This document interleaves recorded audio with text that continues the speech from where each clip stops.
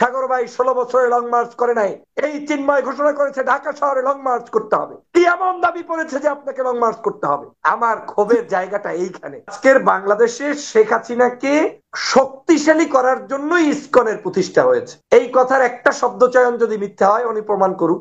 এই চিন্ময় চট্টগ্রাম চিন্ময় ইসকনের যে লিডার, যাকে গ্রেপ্তার করা হয়েছে, সে অনেকদিন ধরে উগ্রতা ছড়াচ্ছে এবং আমাদের অ্যান্টি মুসলিম কার্যক্রম চালাচ্ছে। এটাকে অ্যান্টি মুসলিম কার্যক্রম কিন্তু, এবং এই অ্যান্টি মুসলিম কার্যক্রম করার জন্য এরা খ্রিস্টানদেরকে সঙ্গে নেওয়ার চেষ্টা করতেছে, বৌদ্ধদেরকে নেওয়ার চেষ্টা করছে। আপনারা ইসকন নেতাকে গ্রেফতার করা হয়েছে, তাকে গ্রেফতার করে পুরো বাংলাদেশ উত্তেজিত করে ফেলেছে ইসকন সন্ত্রাসীরা। বোঝা যাচ্ছে তাদের সন্ত্রাসী সংগঠন এবং সন্ত্রাসী প্রভাব কতটা রয়েছে।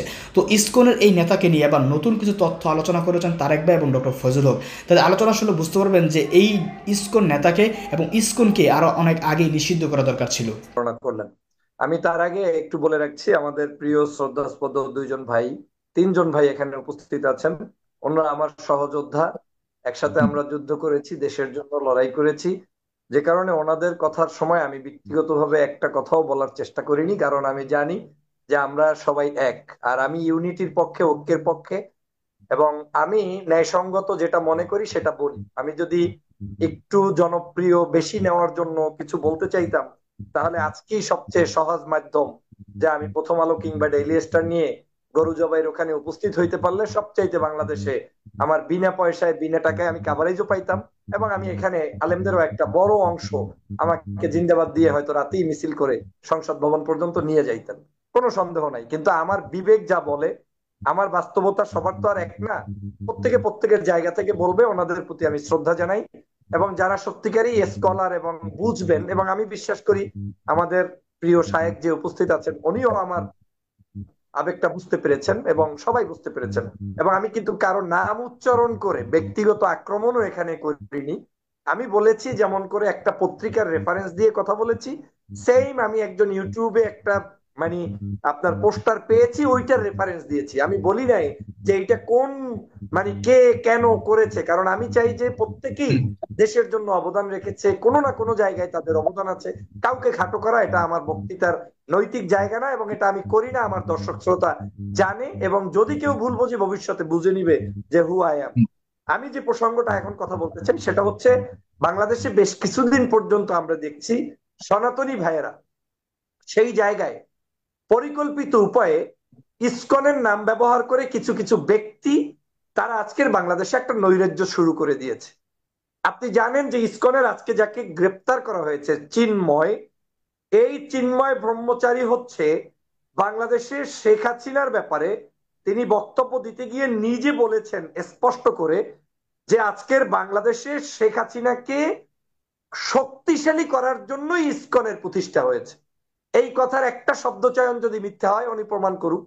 উনি পারবে না। 2021 সালে যে ভিডিওটা আপনার আজকের ফেস দ্য পিপলে আসছে, তাহলে যদি একটা ধর্মীয় অর্গানাইজেশন হয় আর তার বক্তব্য যদি হয় যে আমরা প্রতিষ্ঠিত হয়েছি শুধুমাত্র হাসিনাকে শক্তিশালী করার জন্য, তাহলে সেটা তো আর ধর্মীয় সংগঠন থাকে না।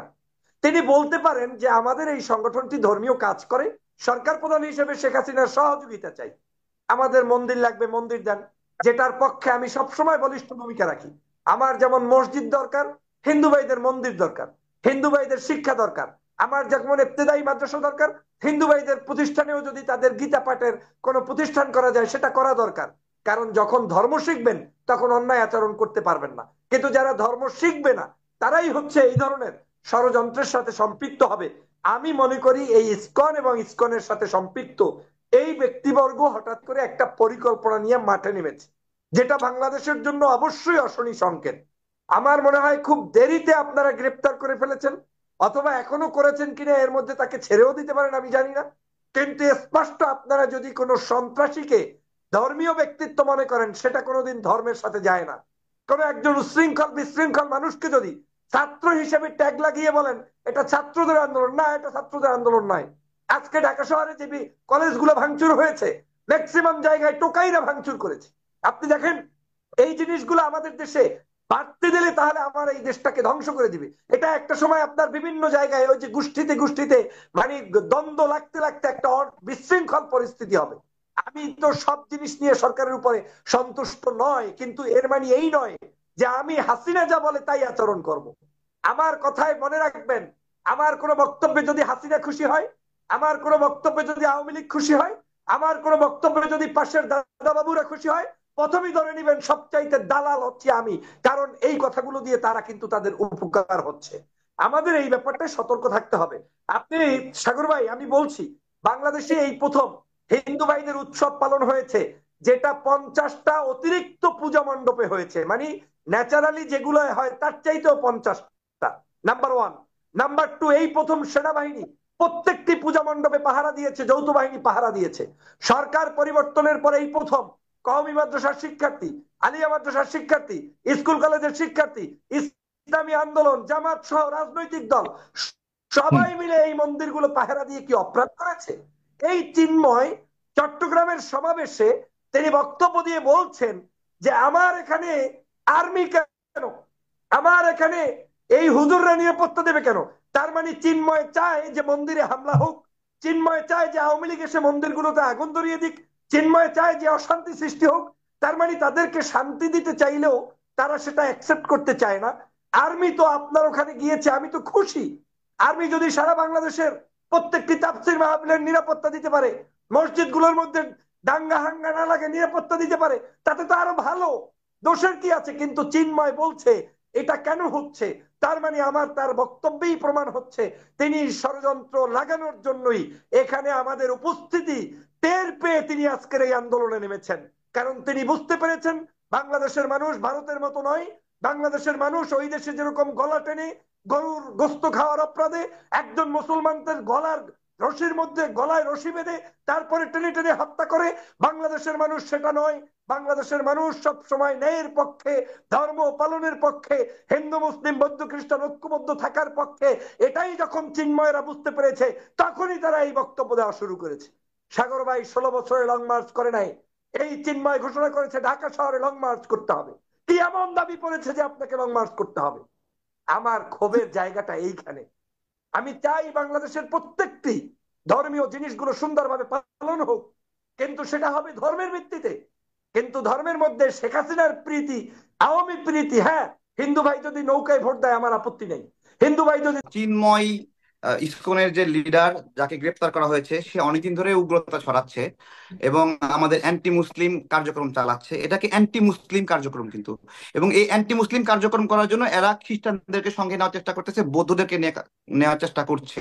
আপনারা যেই ন্যারেটিভ গুলো নিয়ে লড়াই করছেন, ফাইট করছেন, এই ন্যারেটিভ গুলো নিয়ে আপনারা যে লড়াই ফাইট করছেন, আপনারা আওয়ামী ফ্যাসিবাদের সময়ে আপনারা সেই নিপীড়ন গুলোই হয়েছে, সেটা নাসিরনগরে, সাল্লায়, ব্রাহ্মণবাড়িয়া নাসিরনগরে, তারপরে সুনামগঞ্জে দিরাই সাল্লাতে, তারপরে রংপুরে 20টা হিন্দুদের বাড়ি পুড়ায় দেওয়া হলো, ছাত্রলীগ নেতা সৈকত পুড়ায় দিল, তারপরে মাশরাফি নেতা কর্মীরা হিন্দুদের বাড়িঘর পুড়ায় দিল। তখন কিন্তু এই ইসকন বা এরা কিন্তু শেখ হাসিনাকে বেকায়দায় ফেলতে চায় নাই। শেখ হাসিনাকে তারা একটা সবসময় কমফোর্ট জোনে রেখেছে। তাদের এই শেখ হাসিনাকে কমফোর্ট জোনে রাখা কি? আমার প্রশ্ন হলো যে শেখ হাসিনা ক্ষমতায় ছিল নাকি হিন্দুরা ক্ষমতায় ছিল? আমার একটা প্রশ্ন, যে যে যারা এখানে প্রথম আলোর বিরুদ্ধে প্রোগ্রাম করলো, তারা যদি জঙ্গি হয়, তারা যদি উগ্র হয়, তাহলে তো প্রথম আলোকে মাটির সঙ্গে মিশাই দিত ওখানে, তাই না? এরকম কিছু হয়েছে? আপনারা এখন এখনই গিয়ে ঘুরে আসতে পারেন। প্রথম আলোর প্রত্যেকটি ব্যানার, প্রথম আলোর চারপাশে গ্লাসের হলো দেয়াল, সব একটা গ্লাসের দেয়ালও কোনো জায়গায় টোকা দিয়ে কেউ ভেঙেছে তারেক এরকম ভাই, কোনো কিছু নাই। তারেক ভাই, রাজশাহীতে আজকে প্রথম আলোর অফিস ভাঙচুর হয়েছে, নাহিদ ইসলাম কিছুক্ষণ আগে সংবাদ সম্মেলনে বলেছেন। জি, আপনি গতকাল থেকে প্রথম আলো দালালি করছেন, এটা আমরা দেখেছি।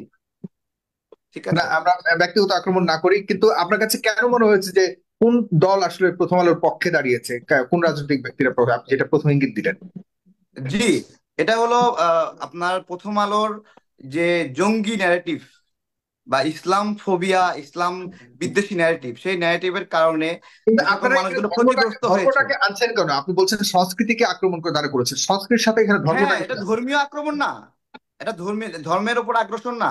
আমরা দেখেন, আমি আপনাকে বলি, আমাদের এই বাংলাদেশটা যখন শুরু হয়, ঠিক আছে, তখন আমি এই আমি আমি বাংলাদেশটা, এই পার্টিকুলার ওই জায়গাটাতে আসতে চাচ্ছি, মানে ধর্মটাকে দিয়ে আপনারা কেন প্রতিবাদ, হ্যাঁ ওইটাই প্রতিবাদের বলছি, অস্ত্রটাকে কেন ধর্মকে ব্যবহার আমি করছেন? ধর্মটাকেই বলছি, ধর্ম একটা গুরুত্বপূর্ণ বিষয়।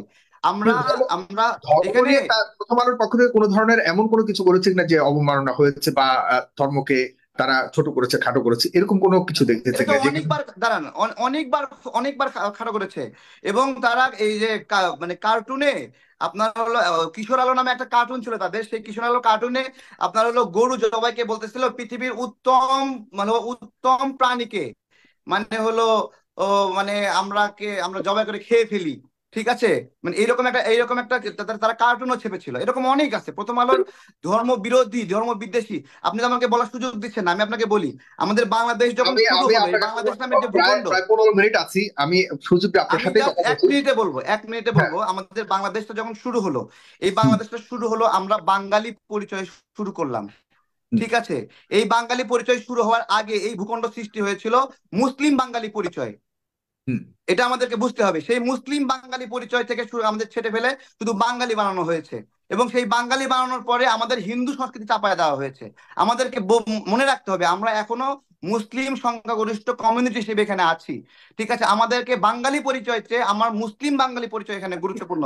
এবং আমাদেরকে দীর্ঘদিন ওই আপনার হলো ওই হিন্দুইজম, হিন্দুত্ববাদী এই ন্যারেটিভ গুলোর মধ্যে আমাদের ডুবে রাখা হয়েছে। এবং এটা আজকে কি দেখেন, প্রথম আলো ডেইলি স্টার করেছে?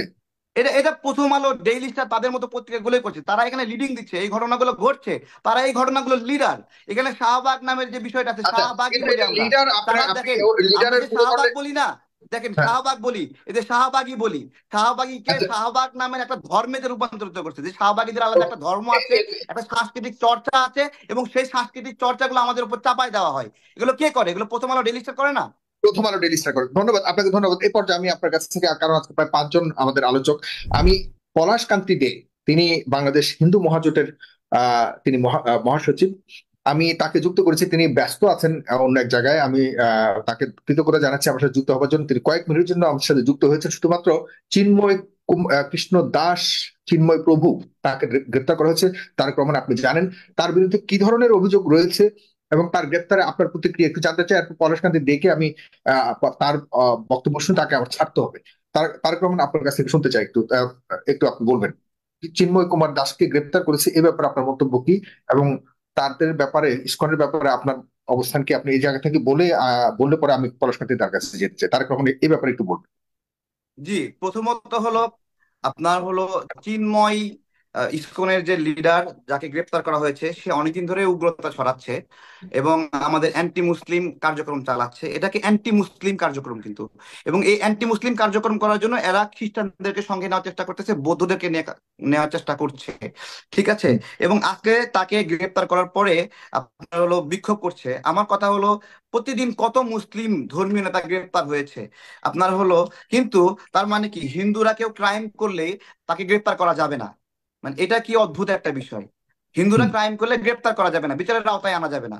এবং এই গণ অভ্যুত্থানের পরেও অনেক মানে হলো আওয়ামী লীগ নেতাকে আপনার হলো আইনের আওতায় নিয়ে আসার চেষ্টা করা হয়েছে, কিন্তু আপনি খুব কম সংখ্যক হিন্দু করে, এই জন্য আওয়ামী লীগ নেতাকে এখানে আইনের আওতায় নিয়ে আসা সম্ভব হয়নি। এই যে ওসি প্রদীপ, শুধুমাত্র হিন্দু হওয়ার কারণে তার সমস্ত অপরাধ প্রমাণিত, ক্রস ফায়ার প্রমাণিত, হত্যা প্রমাণিত, তারপরে তাকে ফাঁসি দেওয়া যাচ্ছে না। এ জায়গায় একজন মুসলিম যদি এই ধরনের ঘটনা ঘটতো, তাহলে তাকে কিন্তু এখানে এই ধরনের কাজ হতো না, এই ধরনের কাজ হতো না। চিন্ময় আমার কুমার এবং মানে চিন্ময় কুমার আমি প্রভুর একটু প্রতি বলছি, নির্দিষ্ট দেখেন। ইসকনের ব্যাপারে নির্দিষ্ট কোনো অভিযোগ রয়েছে কিনা? আর পাশাপাশি আমরা কয়েকদিন আগে দেখেছি আহ, আমাদের একজন বুদ্ধিজীবী জনাব ফরহাদ মজহার সেখানে গিয়েছিলেন এই চিন্ময় কুমার প্রভুর সাথে। তিনি খুবই অন্তরঙ্গ একটা সময় পার করেছেন, খুব ভালো কিছু দেখলাম আমরা, ছবি অনেক ভাইরাল হয়েছে। এরপরে আপনি কি বলবেন, কারণ তাদের সাথে তো যোগাযোগ জি, এটা আছে। আমাদের মুসলিম কমিউনিটির মানুষগুলো তাদের সঙ্গে গিয়ে বসে সৌহার্দ্যপূর্ণ একটা সম্পর্ক তৈরি করার চেষ্টা করেছে। কিন্তু তারপরেও যখন বারবার উস্কানি দিচ্ছে, তখন আমাদের এখানে আমাদেরকে এগুলো বিবেচনায় আনতে হচ্ছে। যখন বন্ধুত্ব করার চেষ্টা করা হচ্ছে, তখন তারা আবার রিভার্স উস্কানি দিচ্ছে। তো আমরা তাদেরকে একটা প্রশ্ন করি, আপনারা যেই ন্যারেটিভ গুলো নিয়ে লড়াই করছেন, ফাইট করছেন, এই ন্যারেটিভ গুলো নিয়ে আপনারা যে লড়াই ফাইট করছেন, আপনারা আওয়ামী ফ্যাসিবাদের সময়ে আপনারা সেই নিপীড়ন গুলোই হয়েছে, সেটা নাসিরনগরে, সাল্লায়, ব্রাহ্মণবাড়িয়া নাসিরনগরে, তারপরে সুনামগঞ্জে দিরাই সাল্লাতে, তারপরে রংপুরে 20টা হিন্দুদের বাড়ি পুড়ায় দেওয়া হলো, ছাত্রলীগ নেতা সৈকত পুড়ায় দিল, তারপরে মাশরাফি নেতা কর্মীরা হিন্দুদের বাড়িঘর পুড়ায় দিল। তখন কিন্তু এই ইসকন বা এরা কিন্তু শেখ হাসিনাকে বেকায়দায় ফেলতে চায় নাই। শেখ হাসিনাকে তারা একটা সবসময় কমফোর্ট জোনে রেখেছে। তাদের এই শেখ হাসিনাকে কমফোর্ট জোনে রাখা কি? আমার প্রশ্ন হলো যে শেখ হাসিনা ক্ষমতায় ছিল নাকি হিন্দুরা ক্ষমতায় ছিল? আমার প্রশ্ন যে তারা শেখ হাসিনাকে কমফোর্ট জোনে রাখার চেষ্টা করেছে।